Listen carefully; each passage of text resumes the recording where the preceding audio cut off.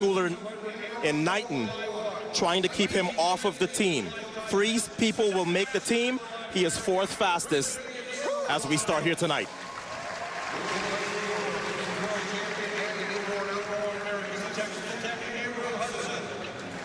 And that stiff competition comes in the form of 17-year-old Erriyon Knighton. Before these championships started, I thought he had an outside shot of finishing top 3. After watching him break Usain Bolt's junior record running 1988, he is now the favorite. He turned 17 in January. He'd be the youngest man to make the U.S. track and field team since Jim Ryan qualified in 1964, the first high schooler since 1972. And here's Bednarek. He's been very steady and consistent through the rounds. He won his semifinal. And I think 3 people will not beat him tonight. On the outside of Kenny Bednarek is Isaiah Young. Terrence Laird is in 9. On the inside, very inside, is Fred Curley in 2. Kyrie King, Andrew Hudson. That's your full field. Noah Lyles is in 5. When you come to the Olympic trials, you almost discard the paper. You trust what your eyes are telling you. And so far through the rounds, our eyes are telling us, Sonia, that Knighton has been looking better than anybody else. But this is the guy with the 19.5 PR. He has to summon a season's best to make this team.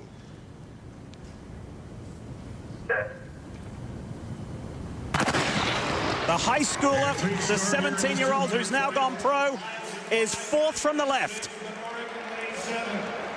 And it's Bednarek who will lead off of the turn. The high schooler has some work to do, but Noah Lyles is in a good position. Here comes Noah Lyles. Kenny Bednarek. How about Erriyon Knighton? That looks like the 3 going to Tokyo. That is a huge win for Noah Lyles, who has not looked to be in this kind of shape throughout the rounds. But he was able to pull on his experience. He ran really well around the turn auto, which is not usually his strength. And I think Erriyon Knighton gave him too much and had too much work to do in the home stretch. So Knighton becomes the first high schooler to make a U.S. Olympic team at 200 meters since 1972. He didn't run as well a turn as he did in the semifinals, but Lyles got the season's best that I talked about. That's also the fastest time in the world. And man, did he need it. So Bednarek is on the team, Knighton's on the team, but the world champion, who has only lost 1 200-meter race in his professional career, finds a way to get it done.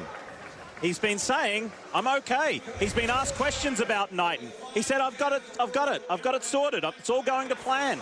And I guess when it counted, it did. Yeah, coming off the turn, Bednarek had the lead. But when Noah Lyles is this close to the leaders, usually it's no problem. He worked for it. But he did a great job. Fastest time in the world. And he keeps his streak alive. So how about this for Erriyon Knighton, who finished 3rd, behind Noah Lyles and Kenny Bednarek. After turning 17 in January, Erriyon Knighton becomes the youngest man to make a U.S. Olympic track and field team since Jim Ryan qualified for the 1964 Tokyo team. You mentioned that before, Sonia. That is incredible. Here's Lewis. All righty, and Noah, first to you. How did you summon the best race of the season that you needed in this Olympic trials final? To be honest, I relaxed. I stopped stressing. I let my body do what it does. You know, I was asking for a lot in the prelims. I was just thinking more and more and more. And then back there, after the break, you know, we came back and I just thought, you know, just flow, let it come, let it come. I'm tired of stressing, I'm tired of fighting. Yeah. Just let everything come. My colleagues were commenting on how well you ran the turn. Was that part of the key to this win tonight? Yeah, I've been practicing a lot on that turn, on that first 80, that first 120, and it's really come into handy. You know, now I feel that even though I'm 3 months behind training, I'm ready to go out there and I'm ready to come after everything. 3 months behind, that's amazing. Kenny, to you, we've had the pandemic, the wait, the trials delayed, and then even another delay today. So as you stood behind the blocks, what were you thinking about in terms of this opportunity? I just stay focused and run my race. I had to make sure to get off with a good turn and then try to just maintain that.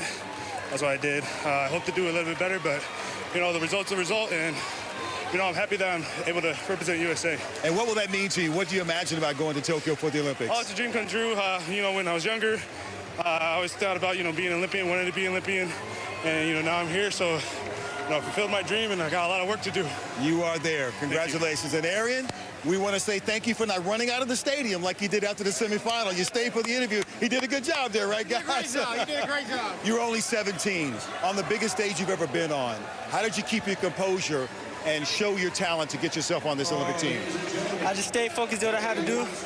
I feel like I went out here and ran the race to my own capability, but words can't explain how I feel right now. As you get to the other side of the world, what more do you need to learn about racing, about the rounds, about just the bigger stage and more pressure that'll be expected on you? Really just staying, just staying focused. Like the whole week, come up here, have your mindset prepared and my ability to do the talking. Excellent. All right, you can join your teammates for a victory lap. Congratulations. Lee? So 2 quick footnotes to this race. This young man on your screen, Knighton, lowers Usain Bolt's